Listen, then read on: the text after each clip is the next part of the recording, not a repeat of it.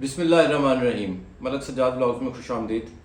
اس وقت پورے پاکستان میں اور جہاں جہاں پاکستانی ہیں یقیناً سب لوگ جو ہیں وہ ایک دکھ اور تکلیف سے گزر رہے ہیں، کیونکہ اس کی وجہ یہ ہے کہ ابھی جو ایک ریسنٹلی حادثہ ہوا ہے جس میں پاکستان کے سینکڑوں نوجوان جو ہے میری اطلاع کے مطابق جو ہے وہ بیچارے کشتی میں جو ہے وہ کراس کرتے ہوئے بارڈر جو ہے وہ سمندر میں جو ہے وہ ان کی کشتی جو حادثہ ہوا ہے اس میں بیچارے جو ہیں وہ فوت ہو گئے ہیں۔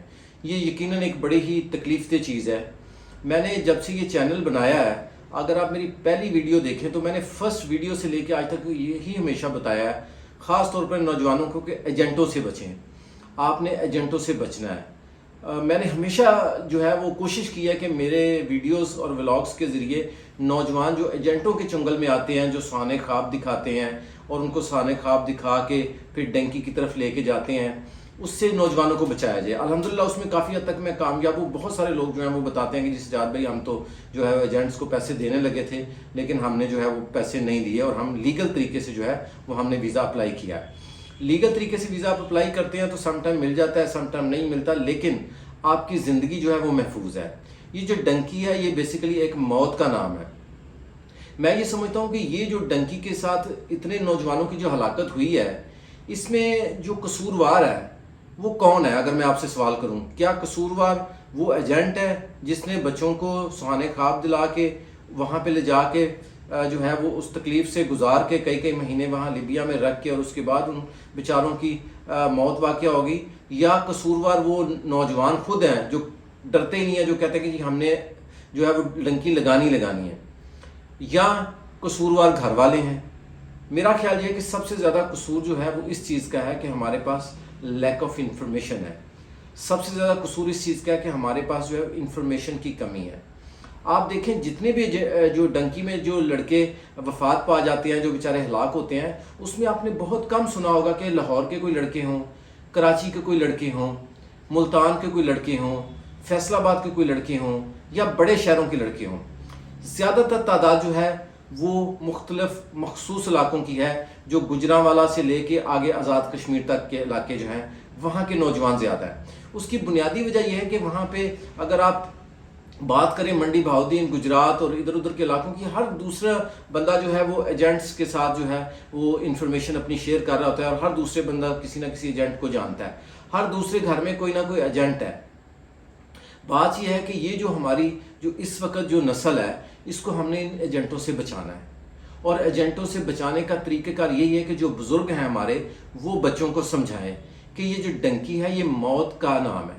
یہ جو ڈنکی ہے یہ موت کا نام ہے، اور اس میں آپ دیکھیں کہ کتنے بچے ایسے ہیں جن کی تو نیوز پیپر میں جو ہے وہ انفارمیشن ہی نہیں آتی، ٹی وی پہ خبر ہی نہیں آتی۔ میں بہت دفعہ یورپ گیا ہوں، اٹلی گیا ہوں، اسپین گیا ہوں، فرانس، جرمنی، آدھا یورپ میں گیا ہوں۔ جتنے بھی بچے مجھے ملتے ہیں وہ یہی بتاتے ہیں کہ جی ہمارے ساتھ جتنے تھے اس میں سے کوئی کہتا ہے آدھے فوت ہو گئے، کوئی کہتا ہے 70% فوت ہو گئے، کوئی کہتا ہے 80% فوت ہو گئے۔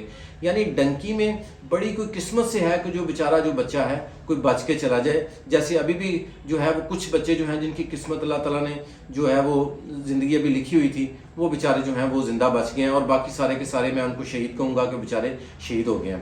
میری آپ لوگوں سے یہ درخواست ہے، بزرگوں سے خاص طور پر، کہ جو بچے ہیں ان کو اس بات کے بارے میں بتائیں کہ جو ویزا ہے یورپ کا وہ کوئی اتنا مشکل نہیں ہے اگر اس کو پراپر پلاننگ کے ساتھ لگایا جائے، اگر اس کو پراپر پلاننگ کے ساتھ ڈاکومنٹیشن کی جائے، اگر لیگل جو طریقہ کار ہے اس کو اڈاپٹ کیا جائے۔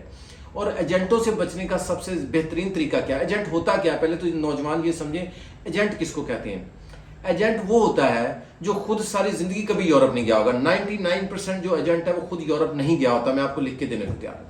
وہ یہاں پہ آپ کے گاؤں میں، آپ کے قصبے میں، آپ کے محلے میں بڑی جو ہے وہ شلوار قمیض پہن کے بڑا ٹن ٹن ہو کے وہ پھر رہا ہوتا ہے۔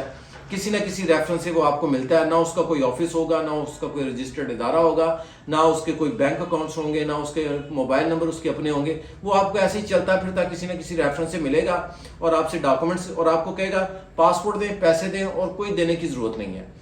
جب کوئی بندہ آپ سے یہ کہے کہ جی مجھے پاسپورٹ دے دیں، پیسے دے دیں اور کچھ دینے کی ضرورت نہیں ہے، باقی میں خود ہی کر لوں گا، سمجھ لیں کہ وہ آپ کے ساتھ فراڈ کر رہا ہے۔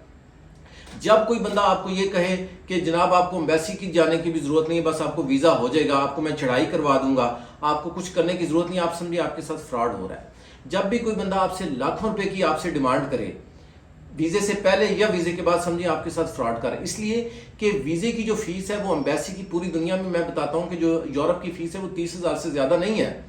وہ 30,000 ہے، 32,000 ہے، اتنی ہے یورپ کا، اگر ہم ڈالرز کو کنورٹ بھی کر لیں.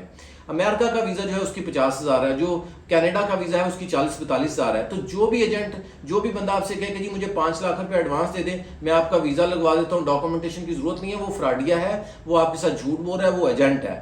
آپ نے جب بھی ویزا لگانا ہے کسی پراپر رجسٹرڈ کمپنی کے پاس جائیں، کسی آفس میں جائیں، کسی کنسلٹنٹ کے پاس جائیں، اس سے بیٹھ کے اپنا کیس ڈسکس کریں. اور بات یہ ہے کہ اگر خدا نہ کرے آپ کا ویزا ریجیکٹ بھی ہو جاتا ہے تو اس میں کون سی اتنی بڑی قیامت آ جائے گی. ہماری پرابلم یہ ہے کہ اگر میں کسی کو یہ بتاتا ہوں کہ جناب ایمبیسی فیس 30,000 ہے، اپوائنٹمنٹ جو ہے وہ آپ کو یا فری مل جائے گی یا پیڈ مل جائے گی، اور کنسلٹنسی فیس کنسلٹنٹ کی اتنی ہے، تو بات یہ کہ لوگ سمجھتے ہیں اس کو کام کا پتہ ہی نہیں ہے. یہ میں نہیں، یہ جو بھی کنسلٹنٹ ہے. اور اگر کوئی بندہ یہ کہتا ہے کہ جناب آپ مجھے 5 لاکھ روپیہ دے دیں، ویزا لگنے کے بعد 20 لاکھ روپیہ دے دیں، تو ہم اس کے اوپر زیادہ ٹرسٹ کرتے ہیں. آپ میری بات کو یقیناً لوگ اس چیز کو ایگری کریں گے کہ وہ بندہ جو 30 لاکھ 40 لاکھ 50 لاکھ ویزے کا مانگتا ہے اور کہتا ہے جناب پہلے 10 لاکھ دے دیں باقی ویزے کے بعد، ہم اس کی بات کو زیادہ سنتے ہیں. اور وہ بیچارہ جو ٹی وی پہ آ کے یا سوشل میڈیا پہ آ کے، ویڈیوز میں آ کے، ٹک ٹاک پہ آپ کو یہ بتاتا ہے کہ جناب ویزے کے لیے 6 مہینے کی بینک سٹیٹمنٹ ضروری ہے، سیلری سلپ ضروری ہے، این او سی ضروری ہے، اس کے بغیر ویزا اپلائی نہیں ہوتا، ہم اس کی بات کو مانتے ہی نہیں ہیں. جبکہ ایجنٹ بھی یہی کرتا ہے کہ آپ سے 10 لاکھ روپیہ لیتا ہے، کسی اچھے کنسلٹنٹ سے فائل تیار کرواتا ہے، ویزا لگ جاتا ہے تو باقی پیسے لے لیتے ہیں. میری بزرگوں سے یہ درخواست ہے کہ جو بھی نوجوان باہر جانا چاہتے ہیں ان کو بتائیں کہ بیٹا جو ویزا ہے اس کا لگنے کا جو ہے وہ ایک پروسیجر ہے، اس کی ایک اویئرنیس ہے. یوٹیوب بھری پڑی ہے کنسلٹنٹ سے، ان کو سنیں کہ ویزا کیسے لگتا ہے. اور یہ جو ڈنکی ہے اس سے اپنے بچوں کو بچائیں. اس وقت تک ہمارے بچے مرتے رہیں گے جب تک ہمارے بزرگ بچوں کو اویئرنیس نہیں دیں گے، جب تک ہم بچوں کو پوری طرح سے جو ہے اس کا پروسیجر یا طریقہ کار نہیں بتائیں گے. ہمارے بچے یوں ہی جو ہے ایجنٹوں کے ہاتھوں رلتے رہیں گے، کیونکہ ایجنٹ جو ہے اس کا کام ہی یہ ہے کہ وہ آپ کو ایسے سہانے خواب دکھائے گا کہ بس آپ پیسے دیں، پاسپورٹ پکڑائیں، اور بس 3 دن میں آپ ایران ہوں گے، 4 دن میں آپ ٹرکی ہوں گے، اور بیٹھے بٹھائے وہ آپ کو یورپ بھیج دے گا. جبکہ اپنی اولاد جو ہے اس کو وہ اتنی جلدی یورپ نہیں بھیجتا ڈنکی لگا کے. اپنی اولاد کے لیے وہ باہر ہی کوشش کرے گا کہ وہ جائے، اور خود بھی وہ نہیں جاتا.